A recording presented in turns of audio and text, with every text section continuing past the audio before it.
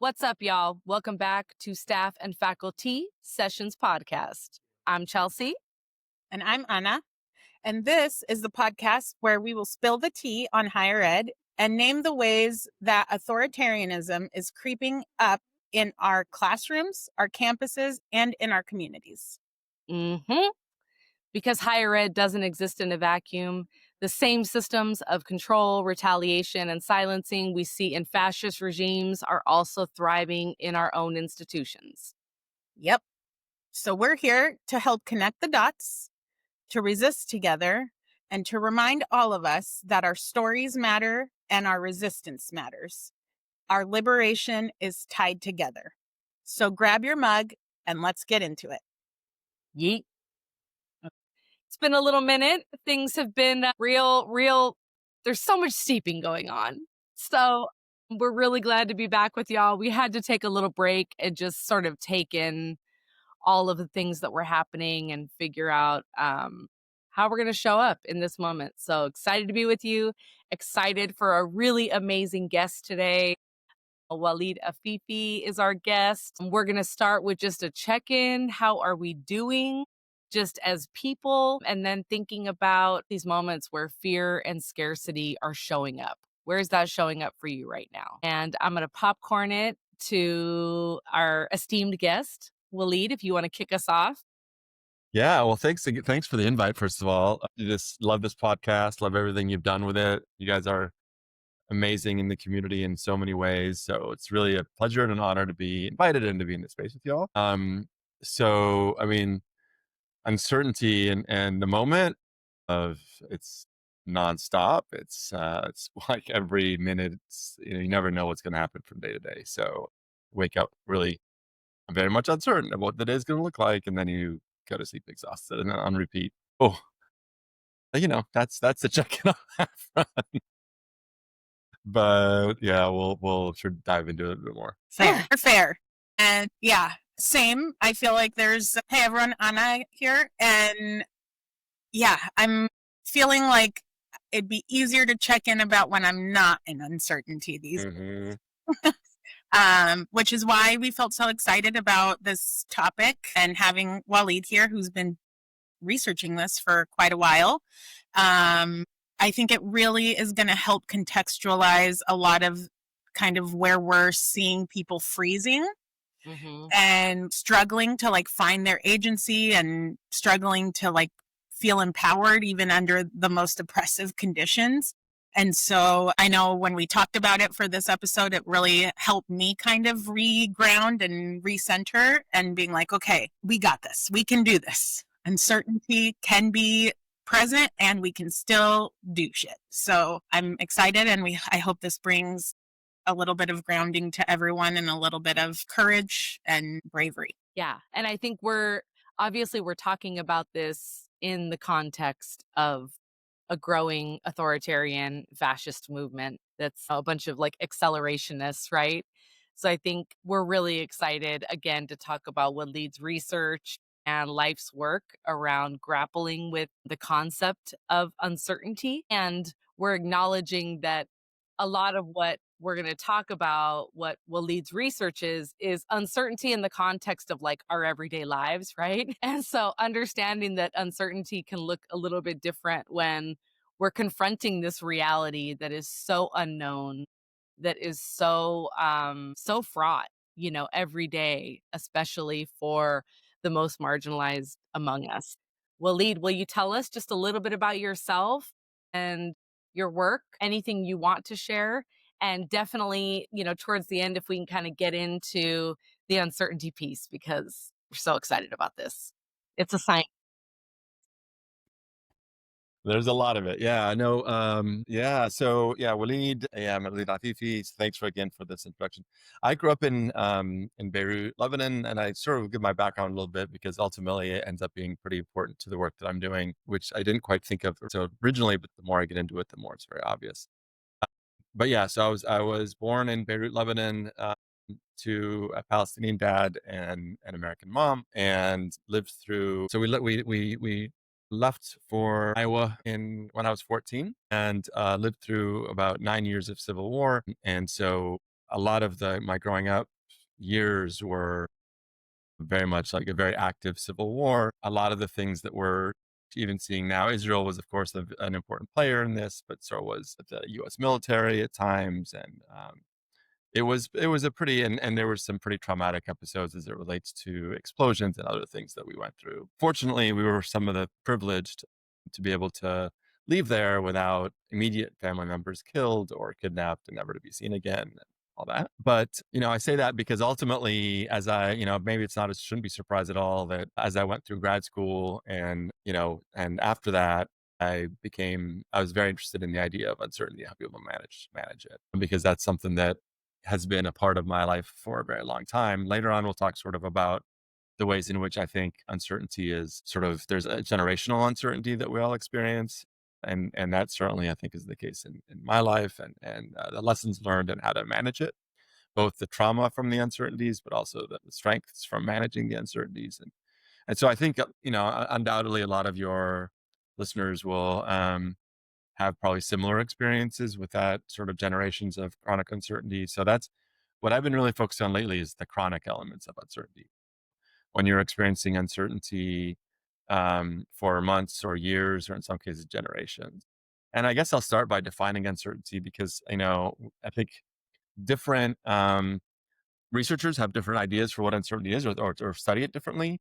So in some cases, there was a lot of work done. The Nobel Prize was won on sort of a notion of a type of uncertainty that's like completely based on percentage, right? So they would say, some people have a 50% chance of something happening. That's the most uncertain. And they'd bring other people and say, well, there's a 75% chance. And then they'd look at how people made decisions. That was the common sort of way of thinking about it. But the reality is very few of us sort of just think in those sort of very sort of concrete, I guess, like probabilistic ways in that kind of specific realm. So I take a much more sort of subjective idea, but it's basically, how confident are we in being able to predict important things in our lives? And so it's things like our health, it's things like our finances, it's things like our security. It's not only ours, but especially in collectivistic community, our community's security, our community's financial well-being, our community, families, etc. So those are the things that I'm most interested in. And we just got like actually 2 days ago, breaking news that this project that we did with interviewing, I think it was 35 undocumented immigrants in Santa Barbara County, and asking them about their experience with uncertainty and how they managed it, is finally getting published. So I'm excited about that. Yeah. Yeah. Yeah. So that's a little bit about sort of very, very sort of broad strokes. We'll share that article out, obviously, for our listeners to be able to check it out. But talk to us a little bit about what you found in that research. And again, maybe sort of contextually with the moment that we're living in compared to what you were finding before. Yeah. So, I mean, I guess I could talk a little bit about this stuff, sort of this theory or framework that we're working on, that we're developing, because surprisingly, there's a lot on chronic stress and there's not so much on chronic uncertainty. And those are similar, but not necessarily the same. So I talked about the example of sort of, you might know for sure that you're going to get fired, and so there's no uncertainty there. That's still very stressful. And of course, and then you might be really uncertain about whether you're going to be safe. And that's also really stressful. So we can separate stress from uncertainty philosophically, and also in terms of how we measure it, but they're obviously related. So, when you are feeling a lot of uncertainty, that is definitely affecting our physiology. There's quite a bit of evidence that talks about how, primarily from the stress literature, but it's growing more in the uncertainty literature, that if you're experiencing uncertainty for a long time, not only does it sort of create havoc in our system, it also potentially changes our brain activity, like our neurological activity, in ways that we don't quite fully understand yet. But again, when we're sort of mapping on intergenerational uncertainty into our DNA, all this stuff. I mean, if we're going to bed exhausted or just living day to day exhausted, part of that is because we are, going through, especially certain communities more than others, but going through, minute by minute, hour by hour uncertainties that we can't escape, and that are constant. And those definitely take a toll on us. So we don't often think about them that way, but it's, I think, important to sort of name them so we can see them, so we can then kind of like think about them. But yeah, so this framework I'm doing sort of starts with structural determinants as the cause of chronic uncertainty. And so what I mean there is, laws that are harming us, the absence of, in some cases, like food security, the policing of our communities, the lack of homes, so all this stuff in society that is targeting particular communities especially, and that one of the consequences of those things is a constant state of uncertainty. One of the things, sort of as an example, as an aside, so again, I'm Palestinian, so I'm very aware of what's been going on in Palestine for decades, and certainly what's been happening since the October 7th escalation of the genocide.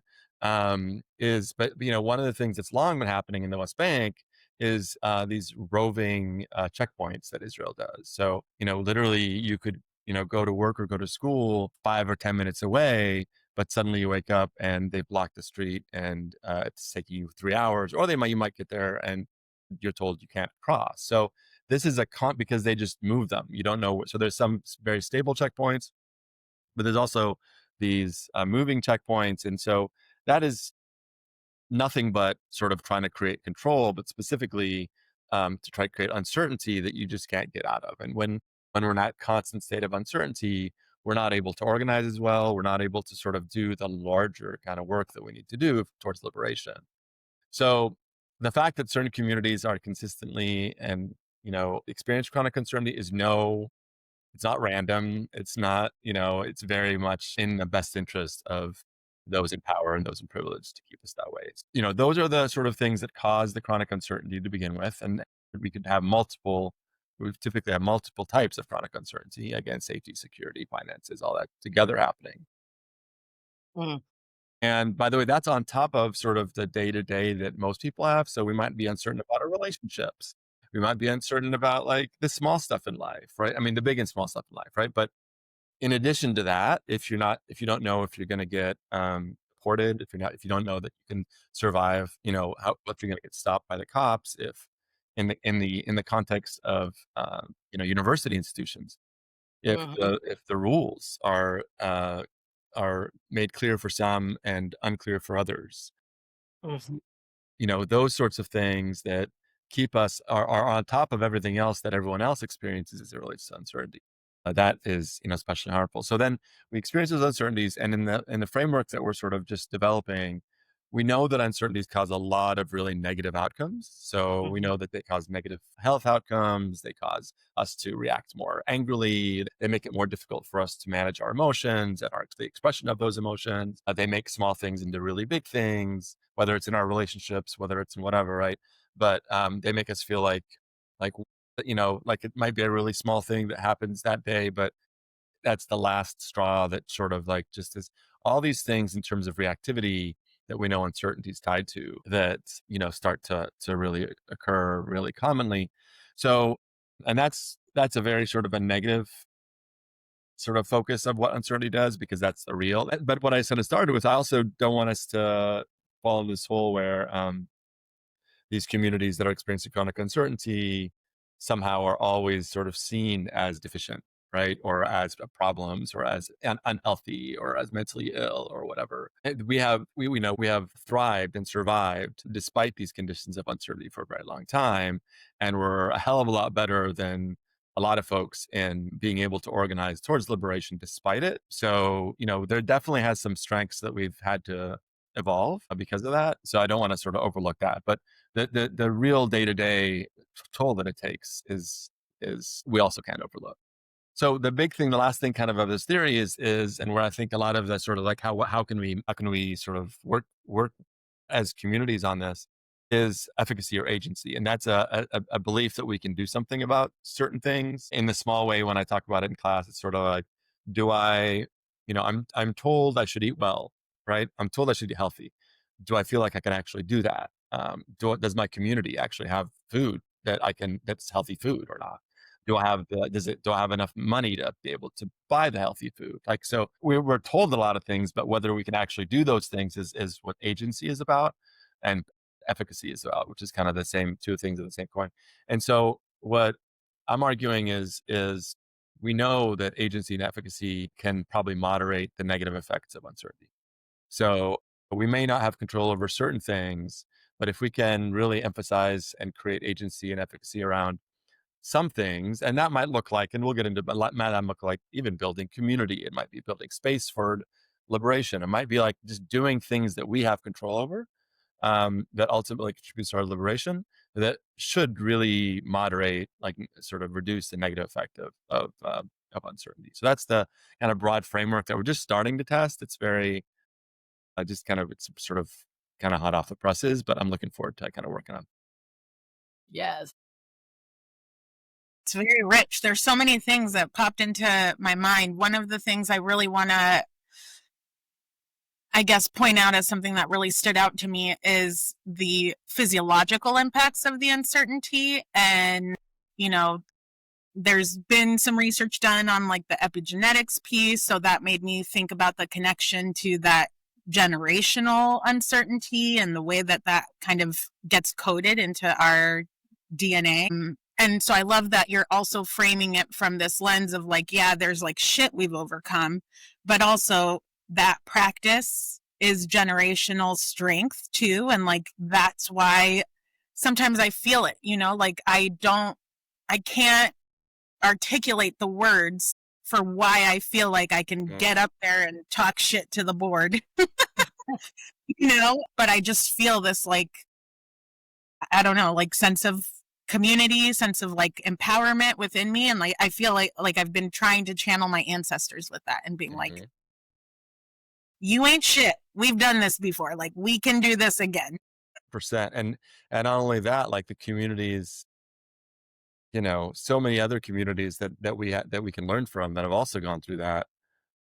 You know, it's sort of like when I remember this, you know, Trump at various times or other people sort of, well, I mean, it's a constant talk about the ethnic cleansing of Gaza, and you know, Trump put out that thing where it's like there's all these hotels and all this, you know, trash sort of future of Gaza that is all white and Israeli, and this constant refrain from the Israeli politicians and government about their goal to completely ethnically cleanse Gaza. And you know, part of me is like, Gaza is 3,000 years old.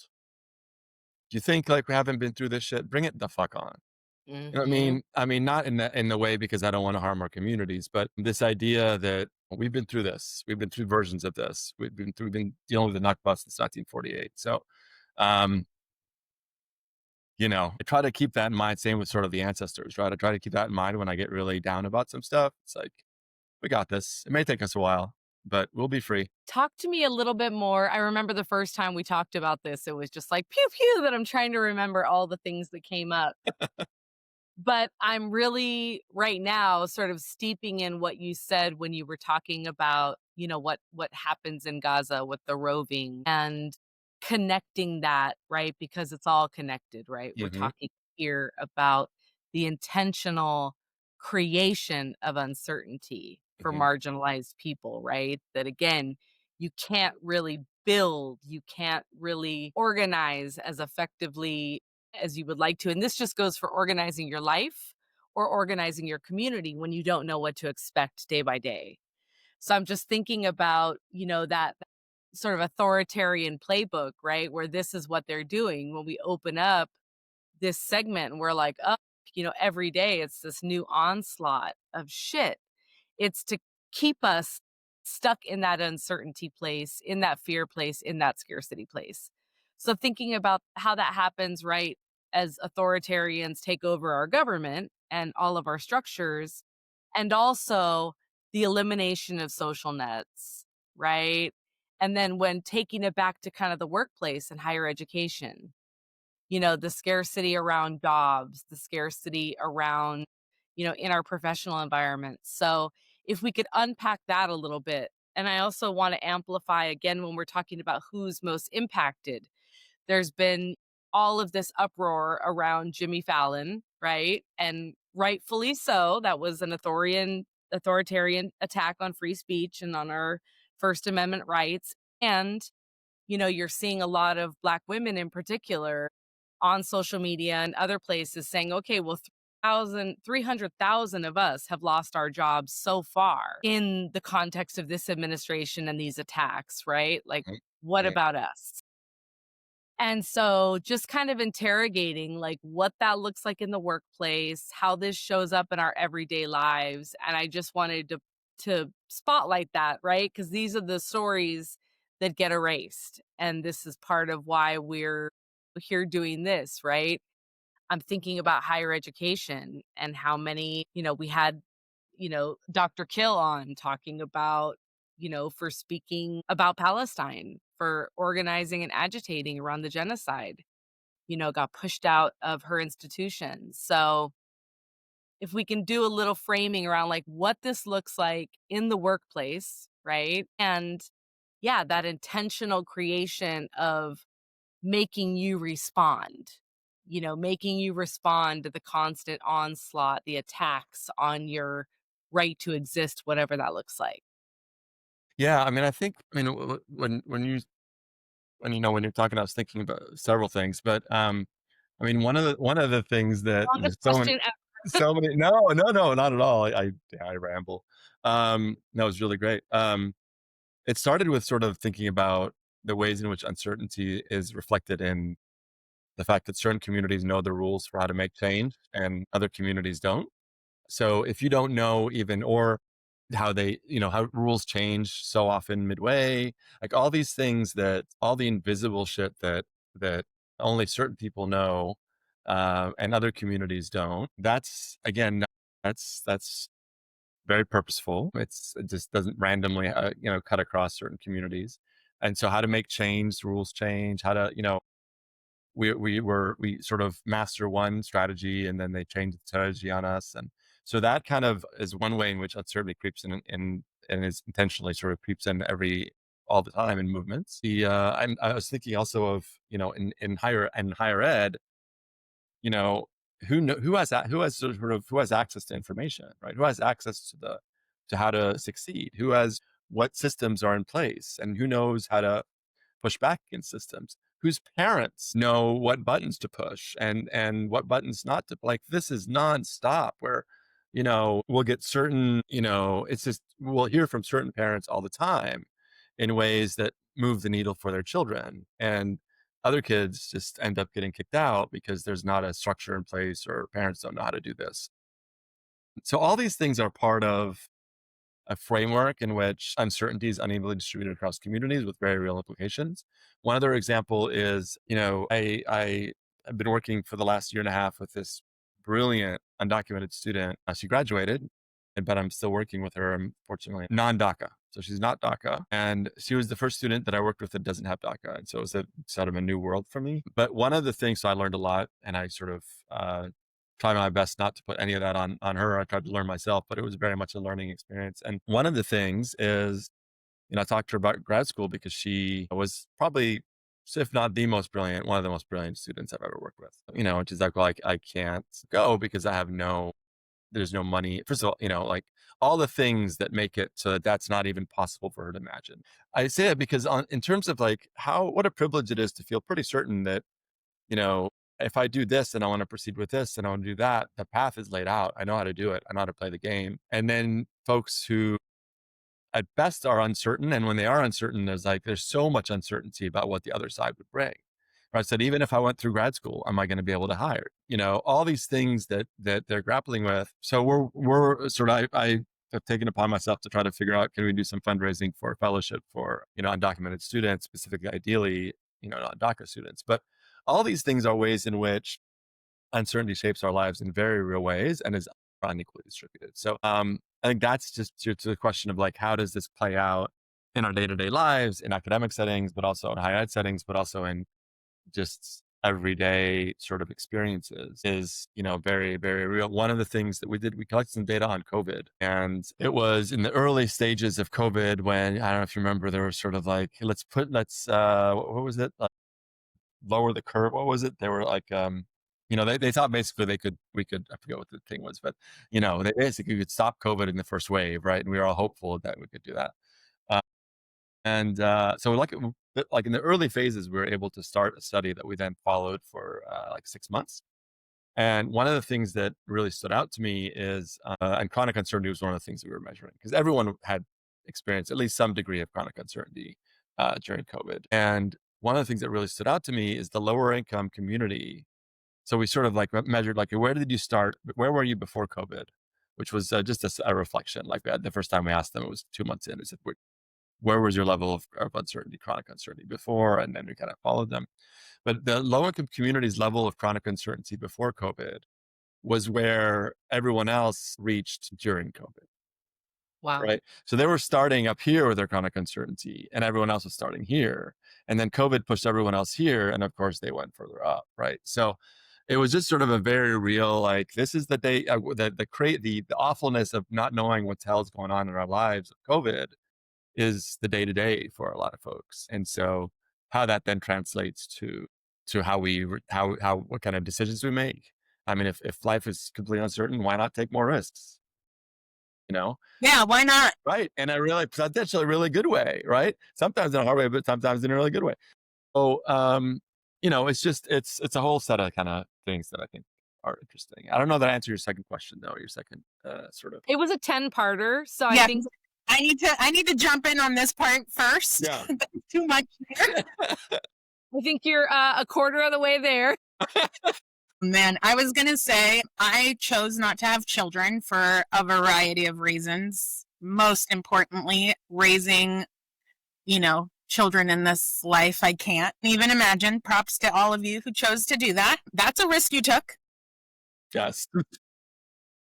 But I always say, because you were talking about the parents and the calls and, having worked in higher ed and having worked in housing in particular, that concept of everyone's parent is a lawyer, when they Right. have problems and issues. And so I think one of the things that's like hit me with that is how I try to be that for all of my students, in particular, those that I know are coming from underserved and underrepresented backgrounds, from communities that are constantly being targeted, to be in this uncertainty so that they can't ever really have the moment to try to figure that part out, because I'm literally just trying to survive right now, right? Mm-hmm. And so having my students coming in and asking me questions and being able to be like, no, actually do it this way. Like, here's the email you should send, like, let me tell you this piece about that. And it also makes me think about this podcast and why we're doing it, because there's so much shit that is uncertain and unknown unless you've been there or you've experienced it or somebody's told you about it. And all of these systems are written in a way that is purposeful and exclusive. They are working exactly as they're designed, And so when we start figuring out HR is not your friend, what does that mean, right? I know I used to be like, okay, if I ever had a problem, I'll go to HR. Then they'll hook a sister up. That's their job, And then I got there and I was like, oh, never mind. That's not the case. So like now I need to tell all my friends, don't fucking talk to HR. Yep. And so like all these little things, how do you hold people accountable? How do you get scholarships? I also wanted to mention this, and I will be sure to include it in the show notes as well, but there are actually a lot of organizations that offer undocumented students financial resources for college in particular. Mm-hmm. People just don't know about them because unless you've had to, ask, and then people get weird about getting to know people and asking questions. And it's like, I guess the uncertainty of like, how is that going to offend someone? Is it going to offend someone? What's going to be harmful or not harmful? And it's like, I don't know. It makes me feel like we need to get back to just like being humans, talking to humans, getting to know each other, actually like trying to build connections that are genuine, where we are genuinely curious about who's sitting in our office or who's sitting in our classroom. Well, because we cannot help them if we don't know them. 100%. And it's the idea of sort of uncertain about even, it's like, okay, it's uncertain even about how the person's going to react. It's not even uncertain about the main issue, right? So now you're layering uncertain about even what's going to respond to the question, right? Which I can't even, so I might avoid that. In fact, one of the things that we that I found in a sort of my career work has been on uncertainty and developing a theory called the theory of motivated information management, which was around uncertainty, but in much more sort of not in chronic ways and not in community ways. But in that, we found consistently that people who are uncertain and don't feel efficacious, don't feel like they have the efficacy. And one of the things is they're not sure how the person's going to respond. They're fearful of the response, right? That those prefer to remain uncertain than to actually seek information or proceed, right? Because it's potentially so bad for them to, that like they're envisioning that process to be so bad that they'd rather not do it. And so, yeah, so that's layered, and exactly. So like providing information that can help manage those uncertainties, or creating conditions, even on a one-on-one interpersonal within your own community, with this tiny Mhm. community, within your own family, within whatever, is very like direct acts of resistance, because you Abs are very directly providing resources, providing agency that you have to get before you can go to the next step. And even thinking about like, you don't have to do it only to the student that you assume is Oh my God. XYZ identity, right? Like 100%. that was my approach all the time. I was just like, and by the way, did you know there's all these resources for this and this and this and this? And me being able to just share that with people then created a bit more safety and a little bit more certainty on who I was and what, my intention was. And so then that created beautiful opportunities to work together to find solutions to these problems. If you can be approachable, because, you know, certain students will always feel comfortable coming to my office. Like, they've grown with that, privilege. But the students who either most need it, or who are frankly have some of the most interesting kind of conversations, haven't, and they don't have the agency. They don't feel like they're able, for a variety of reasons. They can't predict how I'm going to respond, or whatever. I try to make it really clear in my class how I'm going to respond. But but that is a big. I think a lot of professors, instructors, whatever it is, staff, a lot of folks in university settings have this sort of like non-approachable sort of thing, or very much sort of like laugh at. I don't know how many times I've heard of folks, trying to do jokes about what this student did this or this student do that. Isn't that crazy? And I'm like, what the fuck? Like, well, aren't we here? Like, are you kidding me right now? Right. So, well, how about you, instead of that energy, put energy towards being approachable and lifting them, for God's sakes. Like, anyway, yeah. And this is how, again, when we think about like white supremacy culture, right? We think about the power hoarding, we think about the right to comfort. For a lot of people in academia in these positions, they have that right to comfort where they get really upset if a student, as an example, interrogates something that they say. Or me as a staff person, challenges an administrator because I know what I'm talking about and maybe you don't, Mm, but because of our positionality, right, that's gonna be deemed as a threat. And a lot of the students that I, loved and supported, I've shared this multiple times, had the same lived experience as I did of being a student parent and being a teen mom coming into higher education. Like, everything told me that place wasn't for me. mm-hmm. So Mm-hmm. it just took a couple people to reinforce that that place was not for me, that I did not belong there, right?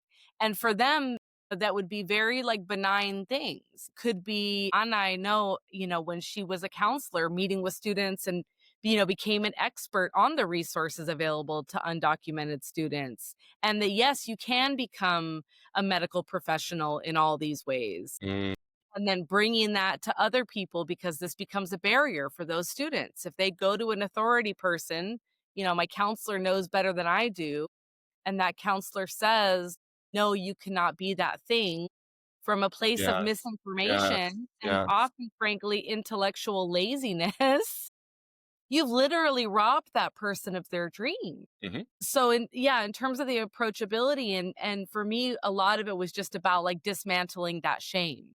Like, we are here to serve you. Ask the question. And if you don't Yes. get the answer, I will ask the question. Because I know for my students in particular, those are skills they also have to take into their children's schools. Right. And when you think about the fatigue of having to, a lot of the Black mothers that I worked with, the anti-blackness in the K through 12 system, and then the anti-blackness Mhm. in higher ed, and then being there just like, I'm trying to fight for all of us. That real commitment to lifting everybody. And then just getting knocked down and knocked down and knocked down. And yeah, just that like, do I belong here? Do I belong in this place? That's, I feel like, the huge disservice that a lot of people in our institutions, because they can't get past their own egos and their own stuff. Mhm. Be like, I'm grateful that that student challenged me because I just learned something, 100%. maybe about myself or maybe about a subject matter. So how do we build that collective resistance, in institutions and systems where so much of it goes back to all the isms, but especially thinking about classism, right? And who is that person to tell me blank, you know? Yeah. Can I add a little something to that too? Mhm. Because I saw this post and I think it's like a perfect example. And so I would love your take on, how this could work. But I belong to a Facebook group of California community college counselors. And somebody posed a question in there anonymously. I also think that's very interesting. Lots of groups are now having all of the questions posted anonymously. Nobody wants their name attached to a question. It's like, what's so wrong with not knowing everything? Side note, but this person was asking about financial aid and their financial aid very restrictively interpreting the laws around what classes can be paid. Basically, their college says only classes that are in the catalog as part of the degree program will count toward financial aid. So that totally excludes things like major prep classes that the transfer schools might require that isn't required for the local degree but is required for you to transfer. All of these other things. Education is supposed to allow some space to also just learn stuff, try different things, experience things, especially at a community college. And so, like, that feels super overwhelming as an individual who's noticing this in your institution and feeling like, well, how the hell do I even fight that? It feels so big. I'm just this lowly person over here, and this whole system is basically saying no. And she said, like, I've done the research. There's not any other school that seems to interpret it this way. What are we doing here? And it's like, it was wild to me because everything they put in the comment was like, you already know everything. Like, this is not okay. You've done the research. You did the comparison. There's literally no one else that's doing it this way. And even then, you don't feel the agency or capacity to be like, I can ask this question. Mhm. So like, how do we build that for folks? Yeah, I was just looking at, it's like, well, why don't we learn from our undocumented folks? So I was turning to this sort of paper that we just did and looking again at sort of what they told us about how they manage these uncertainties. And so I think it might be useful because a lot of them are agency based, or at least give us ideas for how to build agency in our communities. And so I'll just go through sort of some of them just because I think they're interesting and they might resonate with some folks. So the first one is, it kind of, again, some of these are going to be, probably all of these at some level are going to make sense because we all have used them in various capacities. But information management, which is like information gathering and disclosure management. So an example sort of was like, this person said, I just try and talk to people I trust and just let it out. No one will understand. We talk to each other, but no one really knows what we're going through. That kind of example of, and so again, if we think about how do we make these changes, how do we create spaces where these kinds of conversations with trusted others can be had, for example, just something as simple as that. Support was a big one. So instrumental support, community-based support, and family support were all mentioned, right? And so massive reliance on family and children for support, but also people willing to fill out their forms to go to City College. Because we talked about some undocumented students as well as various types of identities as at least undocumented.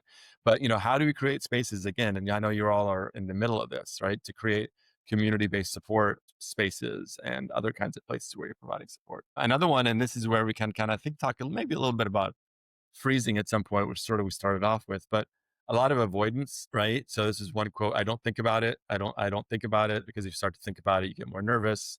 I get real nervous. And so that was sort of one example of that. Some reframing. So I know it's going to get better. So just knowing that it'll keeps me going, So all these things are things that we do. Now the question is, how does that, in what ways are those productive or not? And how can we sort of create more agency? A bunch of folks talked about religion as a coping mechanism, which we know is used. And the one that very specifically relates to undocumented folks is, and I haven't actually seen this anywhere else in the uncertainty literature, is talking about what we've labeled as restricted mobility. So limiting movements, avoiding certain roads, cities, locations to help manage uncertainty. So we, and again, where the examples they gave were actually sort of making sure that other people know where checkpoints are, where the intersections are, and again, I know that you're very active in the spaces of sort of, let's get information out to folks so they can then, because these are all uncertainties. If literally we don't know where we can go, where it's safe for us, then sort of contributing to that is very much sort of part of the work of managing uncertainty. Yeah. Mm. So, I don't know, there's lots of things that folks do out of need. And I think the more that we understand the ways in which these create agency and efficacy, and then like we can intentionally, once we understand those and the way they operate, we can then intentionally use that information to help build systems of agency for folks. I say this because, and another thing I know we kind of chatted about and is really passionate about is, it's a different topic, but it's related, is how we think of mental health, and how our notion of mental health is very, very Western. And in working in with Palestinian scholars of mental health, increasingly sort of recognizing that it's such a foreign, the Western definition of mental health, very individualized, medicalized, is so foreign to us. But again, if we were trying to understand the role of uncertainty in our mental health, number one, and then we were trying to sort of recognize that it's the systems, it's the structural determinants that are directly the cause of poor mental health. And without addressing those, we're not addressing mental health at all. So if we're thinking of mental health and the uncertainties as sort of liberation, we cannot be free if we're constantly managing uncertainty. That's just not possible, right? So is it really restricted to talking to my therapist about this? I mean, that's certainly beneficial. But if you're really working towards my liberation, you are making sure I get the fuck out of these structures.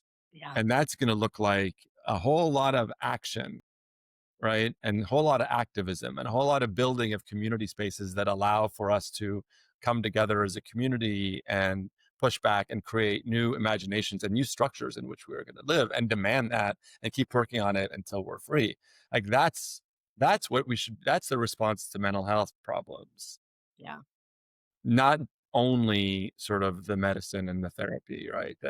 So some Palestinian scholars they've actually done sort of some experimental design stuff where they've actually put kids and youth into sort of interventions where they're giving them the skills to push back in the ways that they can against occupation, and found, surprise, surprise, their mental health dramatically improved because they're actually feeling agency over their liberation. So these are the things that I think, if we're understanding the way in which uncertainty contributes to all this, and we're understanding that mental health is really about liberation, we would go about things so differently.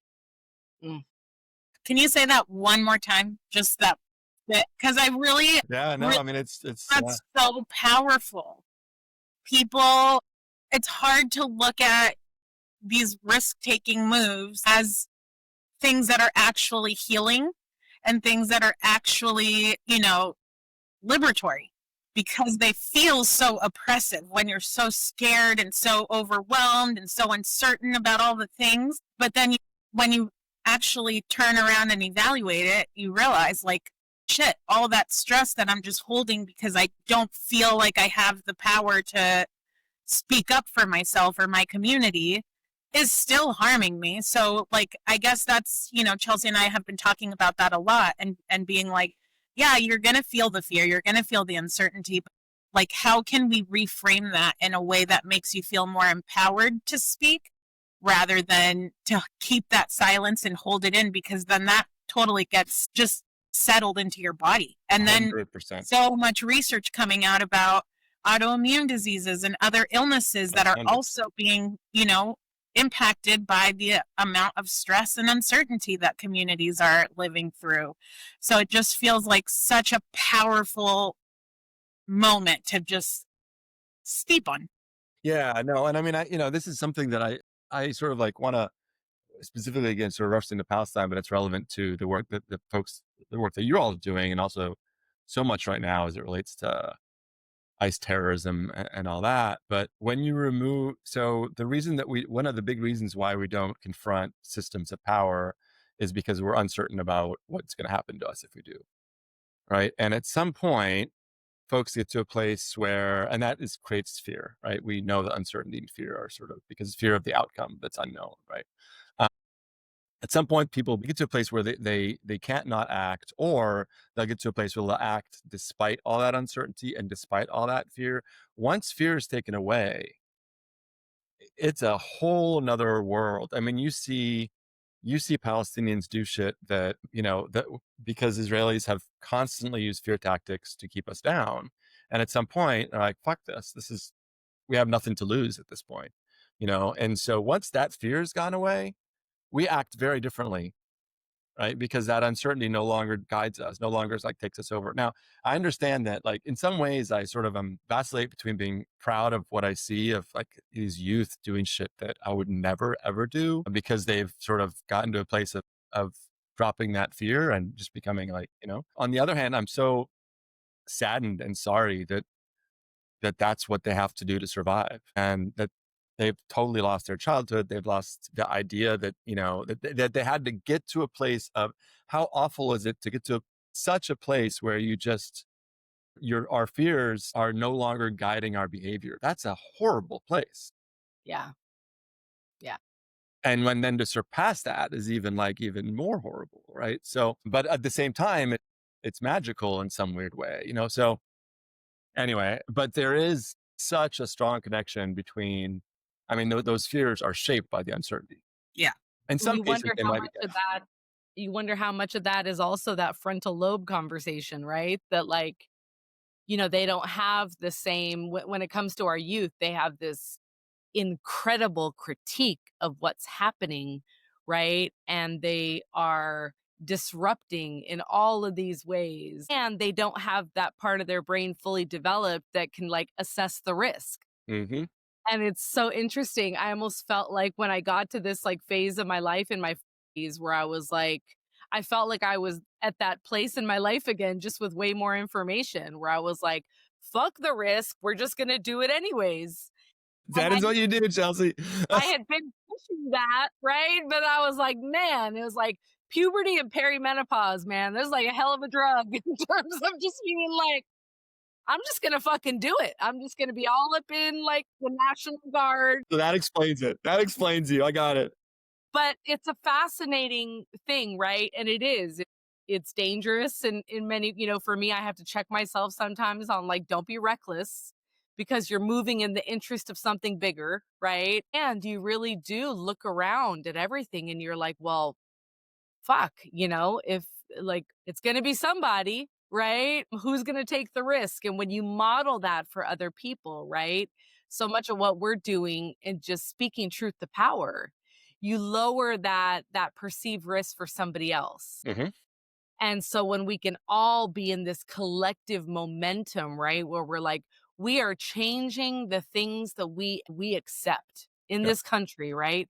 Just thinking about that piece, like bearing witness to a genocide and us having people, finger wag that this is, we're in some kind of purity politics because we say that we demand politicians and a politic that says no to that refuses to fund that refuses to vote for it. Like that's the bar. That's the hell that we're living in.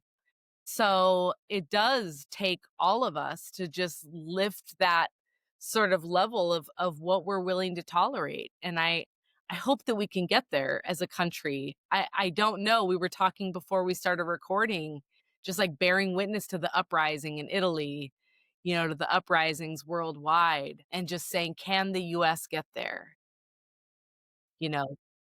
I totally wrote myself a note, and I feel like this fits perfectly. I feel like we're at this place right now where the people who are speaking up are the ones that are required to. They are required to have agency because if you don't speak up, like, who knows what that means. The uncertainty of not speaking up is scarier than the uncertainty of actually saying something. And so I think the thing that comes up for me around that is like, how do we get more people who, for now, and I say for now because at some point you will be part of the attacked group. How do we get those that see this agency and this risk taking as optional right now to actually step into it in solidarity, you know? And it just makes me think about, even like when you were talking about the lack of context around the checkpoint stuff and like the movement stuff only really coming up with undocumented students. But it made me think of like sundown towns and how, you know, Black folks navigate all of that all the time. And, you know, parts of neighborhoods aren't certain cities you shouldn't be in after, you know, X amount of time. We're seeing all of this like suspicious death among especially Black men being lynched essentially, right? And so like, yeah, I don't know. What is the breaking point where somebody else's humanity is more important than your comfort? Yes. Exactly. You have an answer for that, right? Break it down. We got 3. I'm ready. Of course. No, but also just, you know, I was thinking sort of like, as you both were talking, you know, I don't know what, it's sort of like the front line. If I think about sort of like uncertainty and the way it shapes our behavior, and the frontline folks who, you know, say, fuck it, I'm going to do this despite all the uncertainty, how much information that produces, right? So we're, you know, really hesitant, but it takes someone with for whatever reason, and I know both of you have been that person in various contexts, to say, fuck it, I'm going to do this. And they're like, oh, that's the response? Okay. You know what I mean? Eh, yeah. Yeah, no, right, exactly.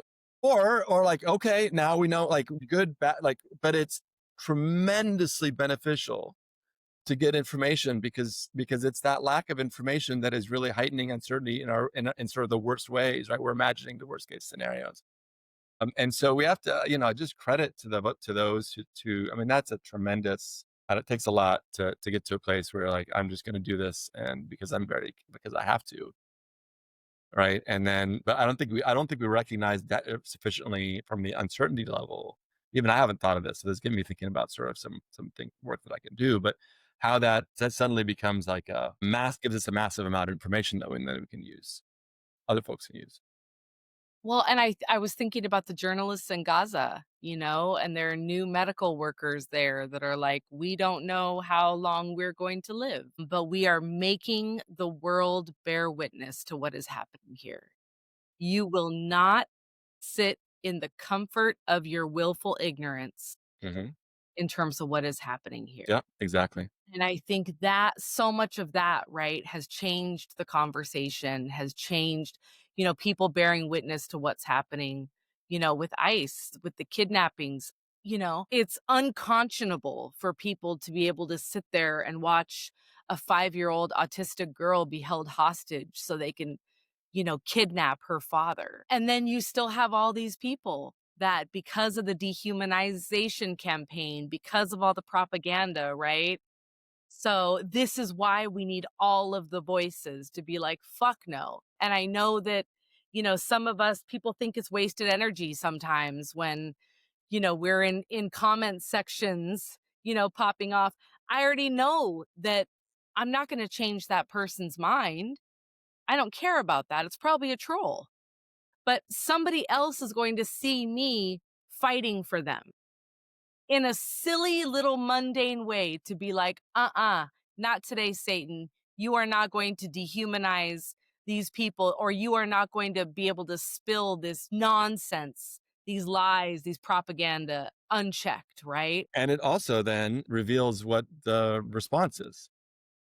Right. Yeah. So again, it's part of us sort of like, you know, let's remove some of that uncertainty for what's the consequence of doing X behavior, Y behavior, or whatever. Whoever does those behaviors is lets the rest of us know, sort of prepare. So then we're more prepared next time, and we have more agency. I mean, agency is all about a sense of preparedness for whatever it is that we're doing, right? And Yeah. it's so funny, like, this just happened, and somebody was like, this, dumb white guy that's in all up in the chats, and he's like, "Well, you seem nice." I'm like, "Motherfucker, I ain't here to be nice." So, Really? to tell the truth, I'm here to be radically kind, and my love has teeth. Like, I Mm, am not, that culture of niceness, no and my doubt. DMX park that So my computer. bad. But, So this bad. culture of niceness, right? Again, that is so present in higher So education, gross. where there's no niceness about, like, it's all fake, it's all smoke and mirrors. And again, your silences will not protect you. Audre Lorde has reminded us so many times. So you might as well get out there and stand up for yourself and stand up for others. It really is that simple. Absolutely. Feel the uncertainty, do it anyways. Yeah. And get more information for everyone else. Yep. Exactly. Really like that. That's really helpful contextualizing for me, because then I feel like it can maybe seep into the way that we move too, as the people who tend to be the like first ones to be out here in these streets, to be more intentional about communicating the outcome too, and being like, Yes. see, nothing happened, I'm still here. Yeah, and the other sort of, and sort of, one of the last things is sort of like, okay, so, and to step out of the Western idea, sort of a hyper individualist sort of approach to everything, to recognize the power of our community and to build spaces to let that exist, because that's not what's built for us. It's built for the individual. And every time that we're building space for the collective, it is an essential element of resisting and in freedom.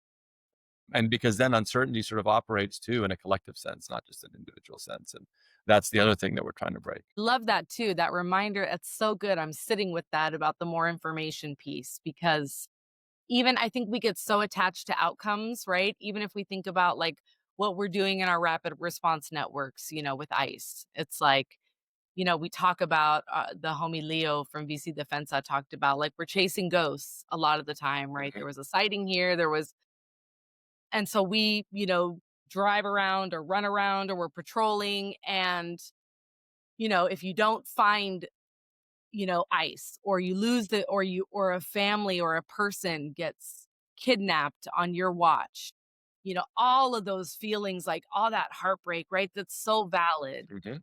And, we've had so many of those moments with community where we're out there doing our thing and we're asking people, did you see this? Have you seen? And they're just like, man, thank you for being out here. Like, thank you. You know, just that love and appreciation that like somebody knows that people have their back, that people are out here trying to love and support one another, Yeah, right? Even if the outcome is still that we're experiencing this harm, this pain, right? We're not letting it go unchecked. And I think if everybody can show up that way, again, we lower the perceived risk for one another and we have more information for our community to keep themselves safe. 100%. 100%. Yeah. Yeah. Well, this leaves me with so many more questions. Yeah. So Me Stephen we'll for a have while. to continue Yeah. for sure at Yeah. some point the Yeah. discussion. I know we're close to time here. One of the things that we like to end with is a little bit of a like resistance tip or some kind of action step that our listeners can lean into a little bit to try and push themselves in this area. So, is there something you would like to share on that? Yeah, I mean, I think a lot of what we've been talking about, something definitely the second part, especially, has been sort of in some ways those tips. Like, how do we? I mean, ultimately, it's about recognizing. I think when how the ways in which your uncertainty are making you freeze, are restricting your ability to or your decision to act, and then figuring out ways. So, as on an individual, but also figuring out ways in which you can get to a place where you feel more agentic, where you feel like you have more like efficacy and ability to act or to do certain things. And what we have to do for that is rely on the people in our community that have been doing the work. I mean, Lord knows I've I do that on the regular, but yeah, and I go back to so much of our inaction, our for freeze, is because we don't know. We feel like we can't do anything. We don't know what to do. we're so fearful of the possible outcomes if we do these things. That's, first of all, that's normal. We all go through that. That's nothing, the difference between, what I'm trying to get to a place of is sort of sit in that and then say, okay, then I got to get to a place where I'm either acting despite my uncertainty, which we all have to do at some level. It could be a really small thing. So I'm really uncertain. I'm feeling frozen. I have to learn more about, how to be an active and a productive presence as it relates to the fight against ICE terrorism. Like, so, okay, who do I need to talk to? What spaces do I need to be in? What trainings do I need to go to? Like, there are very specific actions that can help reduce some of those uncertainties. So then we overcome the sort of freeze response, which is a normal response. But if we're going to be part of our liberation, we got to get over that in some ways and then just find resources that will help us feel more. And we all can. They're out there. We just need to do them. Yeah. Thank you for that. And I also want to add, there's no amount of books or trainings or articles that you can read that are going to get you over that threshold if you're not practicing it. So fuck the book club. Go do Get something. in the streets. It's like my anarchist calisthenics thing. You have to practice little shit, because when the big shit comes, you're not going to be able to do it. And what are we each doing for our community's liberation? Like, and I think sometimes we feel like it's the activists that do this, and it's a sort of a lifelong commitment, and it's bullshit. There are very small things that we can do on a day-to-day basis, whether it's information related or whether like things that we've referenced a lot in this podcast that we all need to be part of this if we're going to get through this. Absolutely. I've said this so many times. So one of my favorite sort of slam poets is named Guante, Guante, and he does a whole poem about white supremacy, and he talks about how white supremacy isn't a shark, it's the water, right? So we're all swimming in it. We're all swimming in the water every day, and especially with the waves of authoritarianism that keep crashing on us, right? So every single day, if you can resist that every single day, I'm messaging people right now on social media that I care for that are posting shit about Charlie Kirk that is really troubling. And they're all Latina folks, and they're all involved in pretty gnarly churches. And so thinking about like Christian nationalism, right? It's like, well, let me ask you some questions about how you came to this idea about who this person was and the future of this movement, right? So just being curious with people to make them think about it. Because again, the propaganda is so deep in so many spaces. And if you can be a trusted person that, lovingly interrogates some of the things that people have been told, that's important. Yeah, absolutely. And I might lose those relationships, but I tried. Yeah. Don't get stuck on the book club. Don't get stuck on thinking I need to learn more before I can act. It's okay. And it's okay to make mistakes as long as you're willing to take accountability and do better once you know better, right? Like, nobody's perfect. Absolutely. Nobody moves through Holy this cow. perfect. I Every make day. mistakes every single day. Every day. And I just, not that it's easy, but I take the time to be like, you fucked up. Yeah. How do we fix that? Don't do it again, And look, I didn't die. Still here. Yeah. Still here. Well, that's our It's been episode great. for today. Thank you so much, Walid, for sharing your research, and we're looking forward to more coming. It sounds like you've got some exciting publications coming up soon and more research to delve into. So we look forward to any updates with that. And for our listeners, we will be linking a bunch of stuff in the show notes related to Walid's work and also some of the things that we talked about during the episode. So check that out. Yeah. As always, stay rooted, stay radical, stay resisting. Thanks, you too. Love y'all. Thank you. Bye. If you're vibing with us, subscribe on Spotify and Apple Podcasts. And don't forget to rate us 5 stars. Also, follow us on Instagram and YouTube and share Staff and FaculTEA Sessions with your peeps. Want another way to support our work?